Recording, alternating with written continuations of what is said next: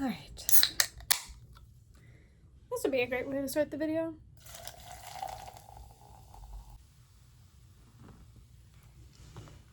Crap. Is that ice? So good afternoon, good evening, good morning, wherever you are out in the world, and welcome to the Experiment Series official channel! Yay! So if you don't know me, my name is Olivia Piervincenti, and I am a self-published author of 2 novels, both part of an ongoing series called the Experiment Series. So we have Exposed right here, this is the first book of the series, and then we have Masquerade down here, which is the second book in the series. And if you are interested, it is basically a dystopian psychological thriller and horror series, and it follows a range of characters navigating a dystopian world with crazy shenanigans. That's the best way I can describe it. Anyways, today we are talking about the book, but not in that way. I am trying to pitch it to you, but not in that way. So basically today, I am going to be talking to you about a passion of mine and relating it back to my book and my characters. So I highly suggest you don't watch this video unless you have read at least Exposed, because things might get a little confusing. It is about my own characters. Or if you, honestly, you don't even have to read Exposed. Honestly, if you just want to know more about my characters without even having to read the books, this is honestly a pretty good intro video as well. So, yeah, it's good to see you here. People who have not read my book. If you have read my book, I'm also happy to see you here. Thank you all for the support. Anyways, so from the title of this video, obviously that's why you clicked on it. So from the title of this video, you notice 2 things. First of all, MBTI, right? Pretty cool topic. It's something I am extremely passionate about, which I'll get into why I'm qualified to talk about this in a minute, which I don't even know if that is like a qualification. No, we'll talk about that later. But nevertheless, so first of all, you notice MBTI and you notice characters. And I'm sure many writers out there, if you are a writer watching this, that you have tried to type your own characters using various psychology tests and things, and my preferred way of doing it is MBTI. So I thought I would revamp the video I did about this topic over a year ago and talk about my characters' MBTIs, except with some new info that I now have that I've been researching for the better half of 4 months. So I'm going to get into why I'm qualified to even be talking about this and why I even want to talk about it in the first place. And then we'll get into the actual meat of the video. First of all, as I mentioned before, I have been researching MBTI, cognitive functions, a lot of things about this quote unquote pseudoscience. I don't think it is. That's another topic we'll get into another time. But I have been getting into this for the past 4 years. Not 4 years, 5 years. It's been 5 years. I have been into this for 5 years. And I just, as of recently, have just finally started to delve deeper into the topic to the point where I have this notebook full of notes. I will, just trying to showcase them. They are color-coded. It is bad. I got so far in that math started being involved, okay? And then, because that wasn't enough, I started a second notebook. I haven't really gotten too far into this one, but it's also color-coded and very pretty. I love it. Nevertheless, I have been doing a lot of research. I've been listening to a lot of videos. I've been educating myself, and it has honestly been the best time. And I have really started to apply that to my characters a lot more than I did before. And it's honestly just been amazing. So I wanted to share my newfound knowledge with all of you, number 1. And number 2, I wanted you guys to, if you guys are also into MBTI or into character development or into writing or into reading, honestly, I feel like you'd have a lot of fun with this, especially with creating OCs. This is a really good way to nail down their personalities or at least have a framework as to what they're like. So yeah, I think that's pretty cool. So that's it. That's all. But so basically what I'm going to be doing in this video is going through each of my characters. Well, not each of them because I have a lot, but I'm going to go through maybe 5 or 6, and I'm going to go over their MBTIs, what cognitive functions they use and how they use them. And also, I may be putting out some feelers like, okay, I think this character is closer to this, but I'm not sure. So people who have read my book can weigh in the comments and tell me, hey, actually, I think he's more this because of this. or she's more this because of that, because I've been confused on a couple, and I would love to have some opinions from readers who may also be into MBTI or character development as a whole. So I think that's pretty cool. And also, this is just a passion project for me. At the end of the day, this is just something I love, and I really wanted to talk about it because I am super passionate about it, and I have been for a very long time, and I hope to learn more about it as I go through college and through my adult life. So I am super duper excited, and I'm so glad I get to revamp this video. So let's get into it. First of all, we gotta talk about what MBTI is before we talk about characters, before we talk about how it relates to my characters. We're gonna talk about MBTI, and we're gonna do a short overview of the cognitive functions. I hope this will only take about 10 to 15 minutes because it goes a little in depth, maybe even shorter. If it takes 5 minutes, I will be so proud of myself. But I will also have some diagrams up during the video, like some of my notes up, so you guys can look at them. And they'll like pop up on the screen, and I'll let you know like, oh, there's going to be a note there, and I'll like point to it. So if you guys want to watch this and be more educated as to what cognitive functions are, what MBTI is, all of that, please stick around. But before we do that, I just want to say really quick, I have been researching this for 4 months. So some things I could be wrong about some things. I don't claim to know everything because I do not. But I hope that most of my information that I'm 99% sure most of the information I have is accurate. But if it is not, please let me know down in the comments because I am willing to learn and I want to know everything. All right. So let's get into that overview. So first of all, we have basically, so if you know MBTI, you know that there are 16 types, each made up of 4 letters. And you may be wondering, what the heck do those 4 letters mean? So let's start with the 4 letters. Let's start with those 4 letters. And let's do that. So again, there are 4 slots, and there are 2 options for each slot, I guess. So first of all, we have the first letter, which can be I or E. So like, for example, we have I, which means introversion, and E, that means extroversion. Now, if you've been living under a rock, which you probably already know what introversion and extroverted is, but I'm going to explain it very quickly, and I might explain it in different contexts throughout this explanation, but it'll make sense, I promise.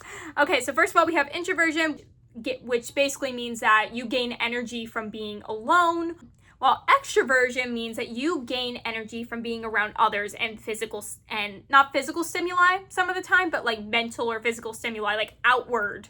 So basically think of introversion as inward, extroversion as outward.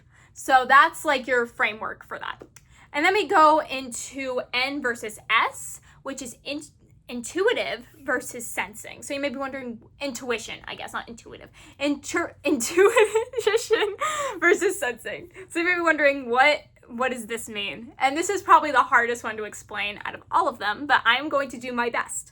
So basically, intuition is kind of more that you are more in your head. The intuitives have been described as being very head in the clouds and more stuck in their head, and they're more in touch with the mental, abstract type of world. Like, you see a lot of intuitives among writers, not to say sensors can't be writers, but you see intuitives a lot more among writers. You see them a lot more in like academics as well, like because they like to think, they like to learn. And not saying that sensors don't, but intuitives are a little bit more up here, while sensors are more involved in the physical world. Like, for example, they're more present, they are real world oriented, and most of the time they'll take information in through their senses, through I guess like physical things. So they're very realist, they're very practical most of the time. They're more likely to be like very step-by-step, methodical, that type of thing. So that's always been, this is the best way it was explained to me. I'm going to use that explanation. If I am wrong, someone tell me, because I used to think it was a very different thing until I had it explained to me. So yeah. And then we go into T versus F. So T means that you are more logical in your thinking and you make decisions more logically rather than emotionally, like a feeler would. Like a feeler would make decisions more emotionally. Like, for example, a thinker would be thinking. Sorry, that's really funny to me. So a thinker would be thinking how to solve a problem logically, while a feeler may be thinking, oh, how might a person feel in this situation? How might I feel in this situation? While a thinker is more willing to look at the situation kind of objectively. effectively and like, okay, what would be best for the company, like if it was their CEO or that type of thing. So I hope I'm making sense there. But yeah. And then we have P versus J. So P is for prospecting, which means that you are more spontaneous, you are considered a little bit more messy, you're go with the flow, while J's are a little bit more organized and more methodical, and they're considered very structured. So very interesting stuff. I personally love it so much. So basically out of these letters, you may be able to like have like a kind of an idea of like what kind of type you may be. Like for example, I am an INFP. I'm considering if I am an ENFP, but that's like a whole other story. That's a rabbit hole I've been in for also 4 months. That's besides the point. But nevertheless, all of this is super interesting to me. And yeah, that's just a short overview of the letters. So now let's go on to cognitive functions. So cognitive functions are a little bit deeper in the whole MBTI scope. So you could go as far as the 4 letters and be fine, right? But then there's cognitive functions. So each of the 4 letter types has 4 cognitive functions. And those cognitive functions basically are, as Carl Jung says in his book, Psychological Types, they are psychological processes, or psychological, I guess, basic psychological processes. I forget exactly how he worded it, but it was something like that, where basically he says that the 4 main things that a human kind of has, I guess, I'm pretty sure this is how he worded it. I could be interpreting this wrong because it's a very confusing book sometimes, but I'm pretty sure I got this down.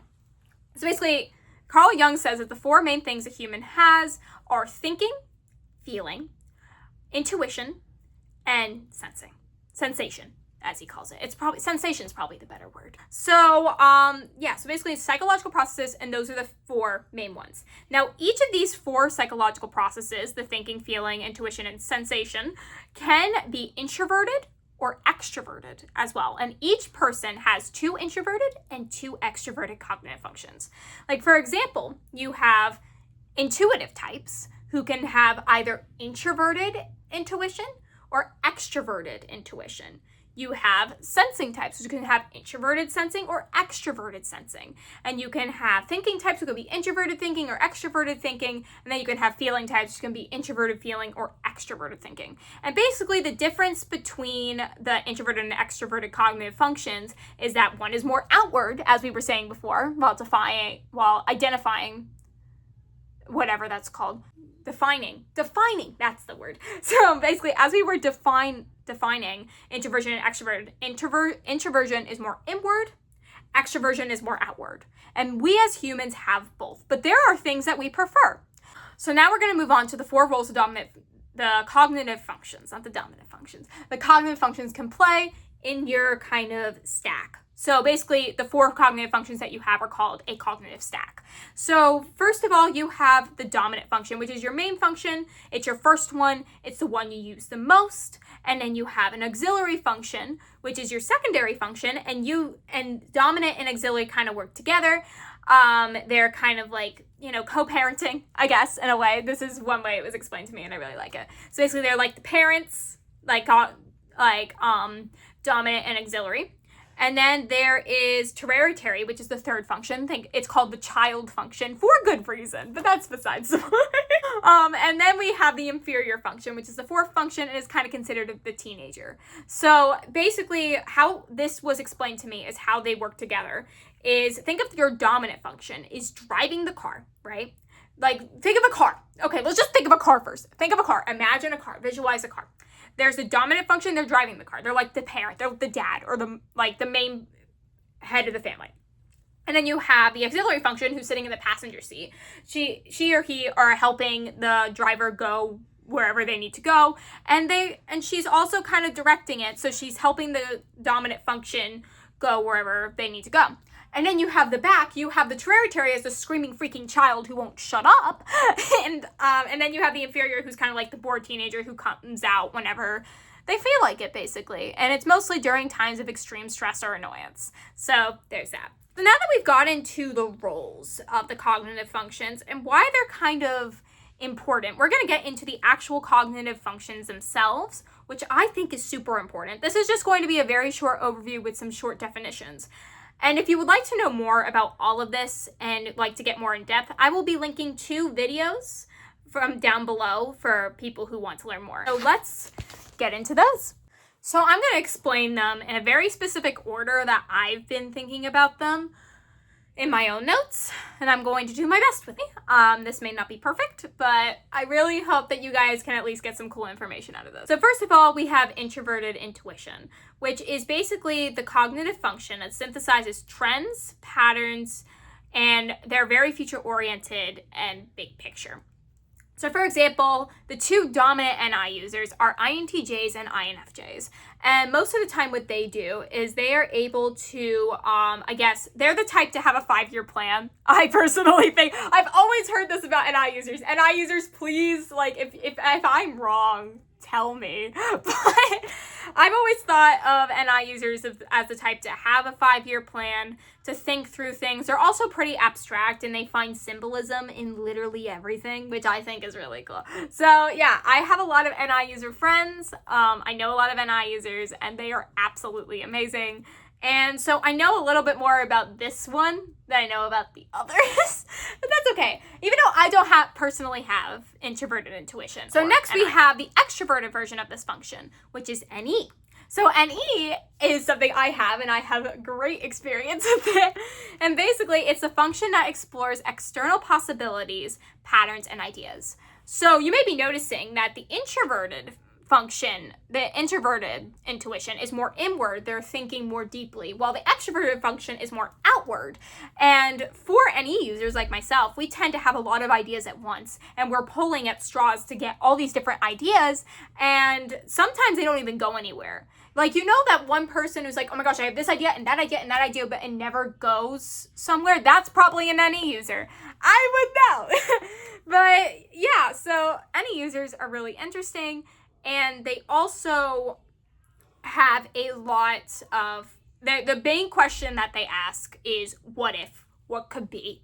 How can this be? And they want to figure out how things work, even though they might not follow through all the time. So NE users are interesting. I love my NE users. I myself am an NE user. Then we go on to the sensing types. So first we have introverted sensing, which basically relates internal experience or past experience and relates it to the present, and basically tries to organize the external world using their internal experience. Like, so basically they're the people who are going to be looking back on the past and being like, okay, so they're the type to learn from their mistakes most of the time, basically. So they'll relate like their past experience to their present experience and try to, I guess, organize it in that way. Like, for example, I know a lot of SI users, and what they'll do is basically they will think, and I myself am an SI user as well, but that is my third function. I don't utilize it as much as my first two, but basically what we do as SI users is we'll think back to a moment and we'll relate it to the present and how we can kind of, I guess, go forth with that past, armed with that past experience. Which I'm not saying other types don't do this, but SI users tend to do it a lot more and are able to like compartmentalize. It's like, okay, past, present, and then we're going to use that past experience in the present, I guess. I don't know, they seem very, I'm not going to say that word again, but you know what I mean. So next we have SE, which is extroverted sensing. And basically they are the types that experience the present moment through the physical world. They're very present oriented. They don't like to think about the future. They don't like to think about the past. They like to think about the here and now, and anything else freaking annoys them.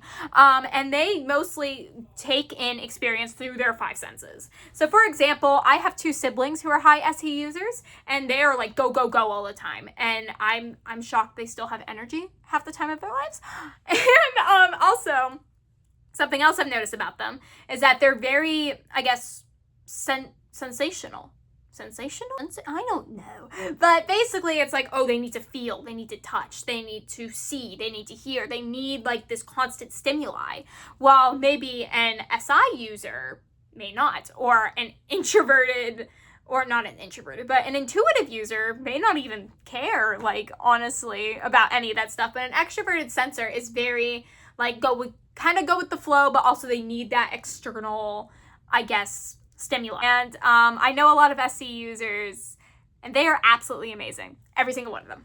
And then we go on to TI. So this is thinking type. So this is introverted thinking. So introverted thinking is in charge of logical principles and internal accuracy. And they'll basically pursue the truth or their moral compass, quote unquote, through logic. I know many TI users, and they are definitely like this too, in the way that they think logically and they come to conclusions through logic. Like, for example, let's go with, oh, I believe in this religion, right? This is like very abstract, but it's the first one I could think of. Like, okay, I believe in this religion. So logically, it has to make sense for me to be a member of this church or different religious sect, I guess. I've seen this with some ISTPs who are high TI users. So I've seen it with them where it's like, it has to logically make sense for me to do it. Basically. I'm very good friends with a lot of TI users as well, so they're great. I love them so much.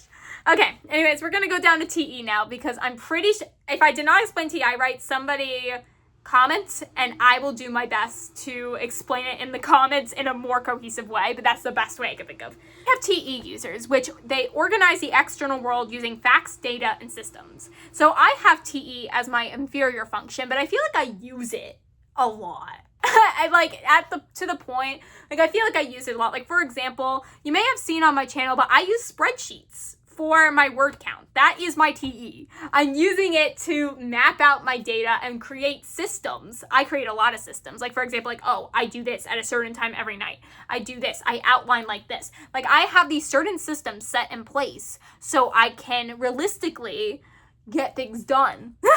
Okay, we need to get this, and this done, and I'm gonna write a list, and I'm gonna tell you what you need to do. So that's my TE. That is kind of how I've seen TE present in other people as well. They're very list oriented, they're very schedule oriented. I know a couple of TE users, higher TE users, and they are the best, and I love them so much. Next, we have the feeling functions. So we have, first of all, introverted feeling, which I have very high introverted feeling. I am an INFP, and that is the dominant function. So basically, introverted feeling is in charge of internal moral compass that guides decisions rather than social norms. So, for example, if something does not feel right to me, I refuse to do it. It's that type of thing. For an example of an FI user, like my own an example from my own life as being an FI user, there have been times in elementary school where people would be like, oh, like, why don't we just go play this game? Why don't we go play this? And I'm like, this sucks. I'm not doing that. And then there's also been other times where, like, my gut response would be like, this is not morally correct, and I'll refuse to do it or not even engage in it because it's just, no. Like, for example, I hate lying. Like, for example, this is how my FI kind of comes in. I absolutely hate lies. I hate lying. I hate dishonesty. It's one of the most horrible things I think you could do to a person is lie to them. So I, like, refuse to lie. Even if I do, I will bend the truth sometimes. But it's just, like, I hate telling lies. I'm very truthful. If you want me to be truthful, I will be very blunt with you most of the time. So that is how my FI kind of like works. I want to hear other people with FI and see what the heck their experience is. But that's just been my experience in just some like quick snapshots. So I hope that explained FI pretty well. But yeah. Then next we have extroverted feeling, which is basically the function in charge of external harmony, group values, and social situations. So basically, FE users will be the type to try and keep everybody together. They'll be more likely to be people pleasers. At least that's what I've seen from FE users I know. They're also like, they're kind of like constantly, I've seen a lot of FE users also be really popular, especially ESFJs and ENFJs, which are dominant FE users. They are just very like in tuned to group. And also they are very like, again, group oriented, everybody oriented. Like I've seen them also be very self-sacrificial as well, which is a very admirable quality in an FE user. So I hope that also explained that. Anyways, let's now, after that explanation, I'm pretty sure it was only 15 minutes. I'm impressed with myself. Unless it was longer, when I look back to edit this, I'm going to notice it being longer, and I'm going to be like, Olivia, what the heck? But nevertheless, now we are going on to my characters and how they may show these cognitive functions and what their MBTIs are. So let's do it. First, we need to have a sparkling water break. Cheers, I guess. So first of all, we have Atlas, the first character I'm going to be covering. Atlas is an INFP, and his function stack I will put up here. All the function stacks for my characters are going to be put on the screen, so if you want to go flip back if you're listening to this and look, highly suggest you do. First of all, we have Atlas, who's an INFP. His function stack is FI, NE, SI, and TE, the same one as me. So basically, Atlas is a high FI user, and he uses his morals and gut feelings more than I think any other character does. Like, for example, if he notices something isn't right, you're going to notice he feels that in his gut, especially in his, when I'm writing him, you're going to be like, oh my gosh, like, yeah, like, this is a bad situation, you know, especially, yeah, so he's a high FI user. He's very aware of how he feels constantly. He knows kind of who he is, but it's very, you know, he feels very trapped in that sometimes. I feel like it's to the point where it's unhealthy, and he's not using his NE or other functions enough, and it's just his FI kind of doing tunnel vision, but you can be the judge of that if you've read my books. Then it goes to NE. So Atlas has some ideas, especially when it comes to planning, and he's also very artistic, which I've seen in a lot of FI and E users. He can come up with some unconventional things, and he's also constantly in his head thinking about the what ifs. Now, most of the time you may notice these what ifs are going to be negative in his narrative. Like, for example, he's like, oh, what if this person's dead? You know, like, that's where his brain is going to go. And that's because he is a very unhealthy INFP, I believe, to the point where he's like, oh my gosh, like, everybody I love is going to die, and this is how they're going to do it. And his NE is going to come up with these horrible possibilities as to why it's like that. And I think that's just sad. To be honest, like, my NE will do that sometimes. It'll, like, psych me out. But I haven't had that happen recently, which I'm very happy about. I love that. Yeah, so Atlas is very constantly in his head, and that is partly because of that FI and E, and it's just really bad. So then we go on to his final two functions, which are SI and TE. So SI thinks about past experiences. He thinks about past experiences, and it's pretty often he does this. He's also very past-oriented, I believe, and I'm pretty sure he is in an SI-FI loop, which basically means that he'll think about past experiences, relate them to his present too much, and how he feels about them. And that's the best way I can describe it. And basically, his SI is very, very, I guess, crazy and all over the place, because he's like, oh my gosh, like, this happened in the past, so what's the point of doing anything for the future? You know, like, that's how bad it is. So his NE is kind of also going crazy. It's like, no, but we got to do this, this, and this. And he's like, no. You know, it's just all over the place. So, poor Atlas. That's all I got to say to that. Poor Atlas. And then he has TE.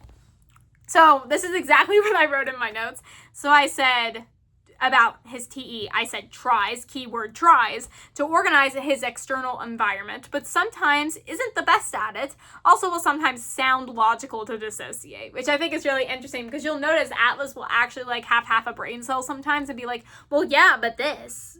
And now everybody's like, oh yeah, but that makes sense. And I think that's because of his TE, and he kind of, like, is like, okay, we need to shut everything else off, which I have actually, like, done that sometimes with my TE, where I'm like, okay, this doesn't make sense logically. Why doesn't this make sense? And that also could be because I'm an ENFP, which has a little bit higher TE than an INFP, so I don't know, that could be it. But Atlas is very, I guess, he tries to make systems. He tries to, like, not order people around, but tries to, like, you know, be like, okay, this person go here, we need to make a plan for this, you know, that type of thing. He'll try and, like, stay, like, loosely organized, if anything. So, yeah, there's Atlas for you. So next we have Trinity. So I actually have two options for Trinity, because I've been really starting to think if she has different cognitive functions than I thought she did recently.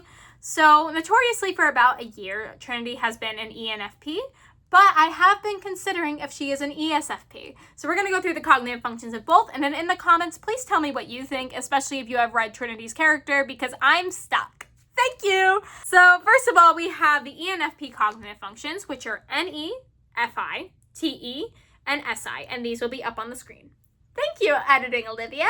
Anyways, so first of all, we have NE. So Trinity has a lot of ideas, and she can come up with them very rapidly. Like, for example, like, whenever, like, people are planning, or whenever they're in a conversation, Trinity will be like, okay, but what if this? What if that? Oh, what if that? Oh, what if that? You know, like, she'll be very, like, oriented, but she may seem a little, like, snarky about it. She maybe seem a little annoyed about it, like, okay, yeah, but what about this? You know, she'll say it kind of offhandedly, which I think is really funny for Trinity, but that's besides the point.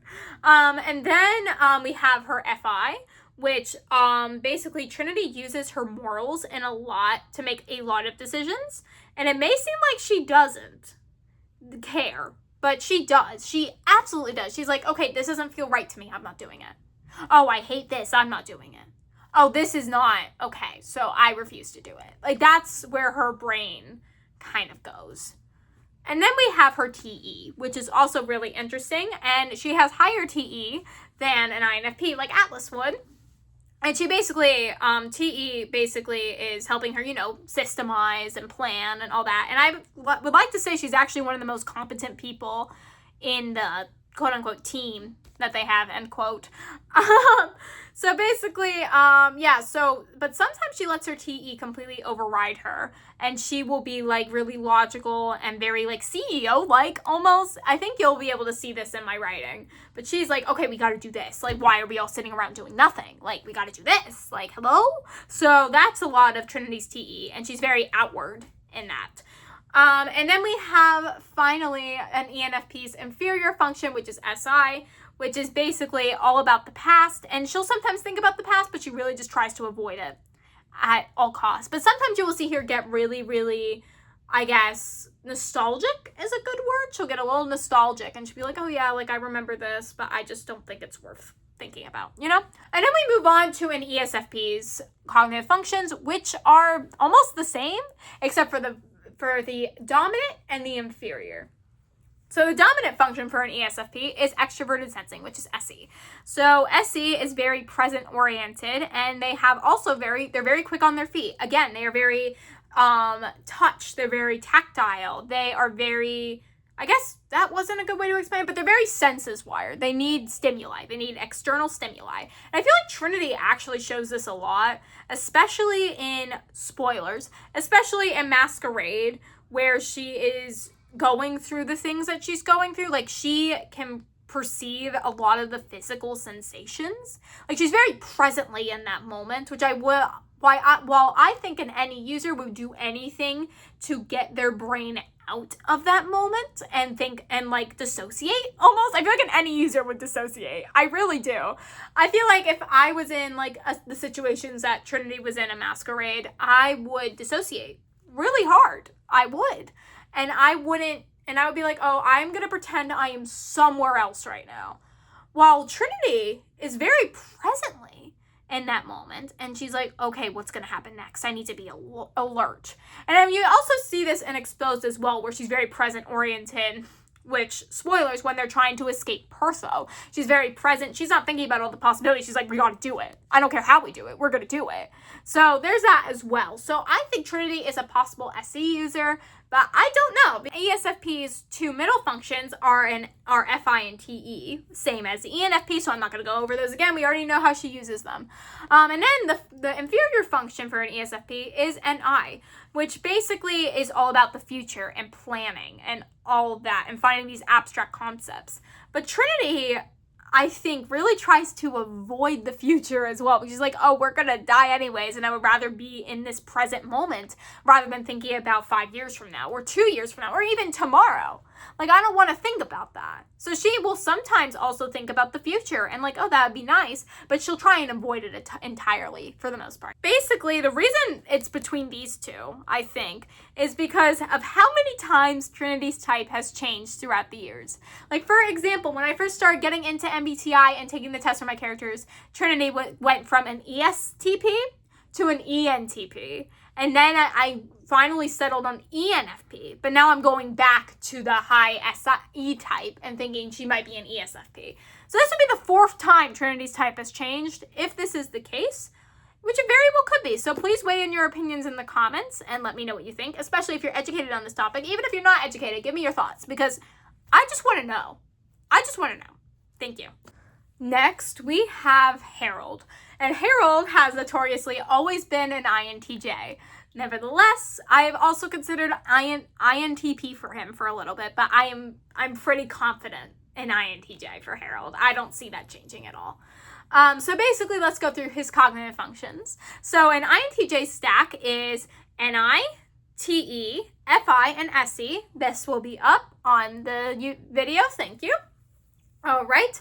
So basically, NI is the one that has a lot of like future oriented. So Harold is very future oriented. He has already he has the 5-year plan, I would say, for Harold.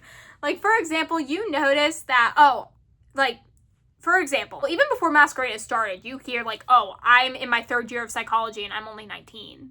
So you can really see a 19-year-old will be a freshman or sophomore in college, and he's already a junior in college. He graduated high school early, and Corrupted is mentioned that he graduated early. He's very smart, and he knows exactly where he wants to go and what he wants to do. He wants to do psychiatry. I'm pretty sure that is mentioned in Masquerade. If it's not, I just gave you a mini fact about Harold. But yeah, he wants to do psychiatry, and he's had that plan since he was in high school.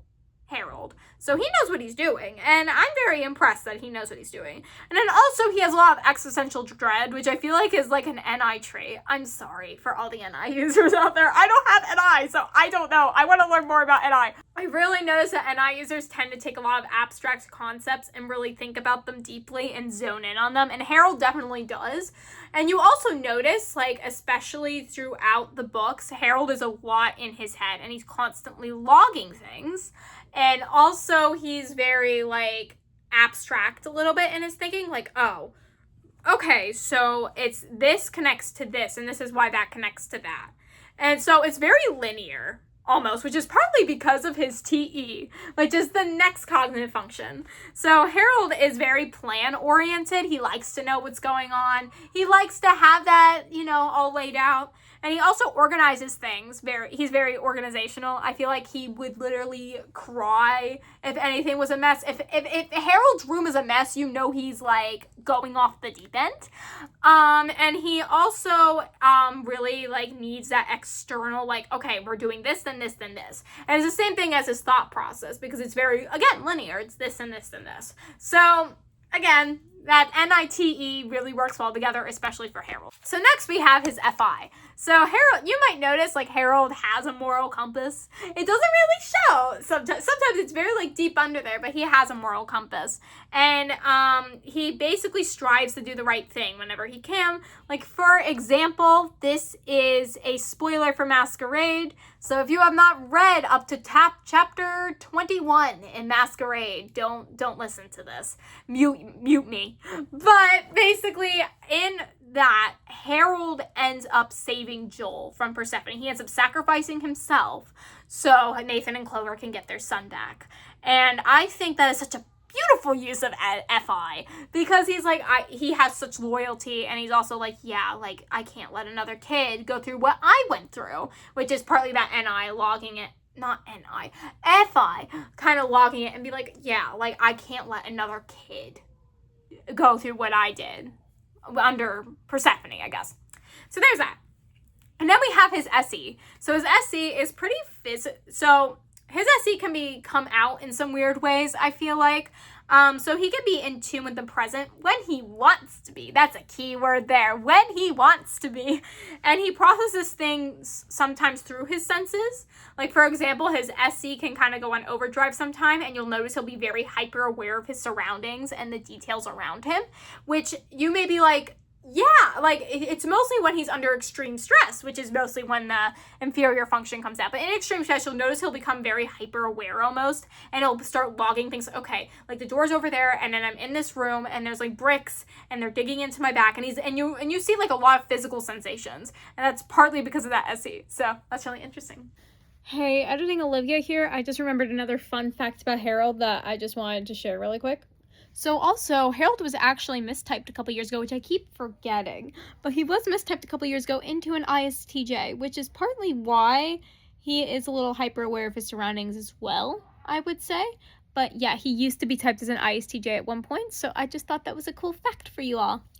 Nathan is an ESTP, but I have also been considering if Nathan is ESFP, but I don't think so after thinking about that. Or ENTJ. I could say ENTJ for Nathan as well. So we'll see. So we're going to go with ENTJ and ESTP. So cognitive functions will be up here. Thank you.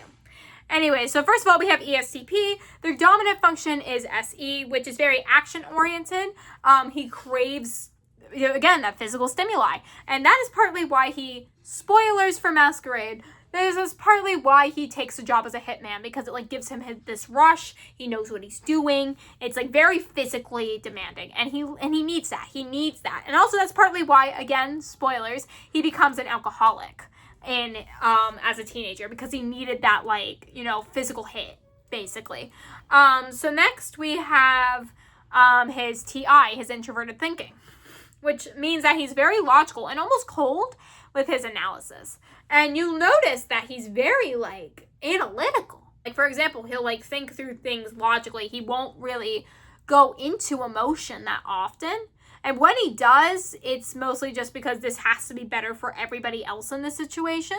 In Masquerade, he's very plans oriented, and he's constantly trying to make plans. And you'll see that TI in action, where he's basically okay, this won't work because of this, so this is going to work because of this, and all these contingencies. And that's partly because of that TI.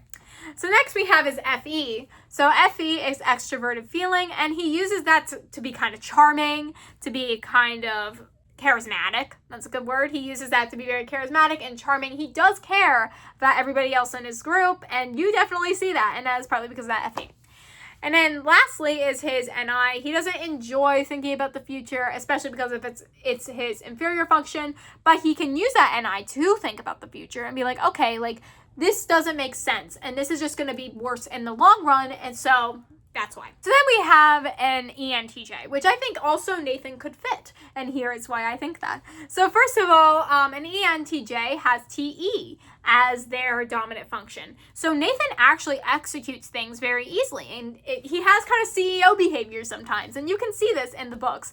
For example, he's very outwardly logical. He's okay, again, with the TI, the consistencies, except it's shown very outward. And also, I wouldn't say Nathan's very schedule-oriented, but he's very list-oriented. And he talks through things a lot, which I feel like a TE user definitely does.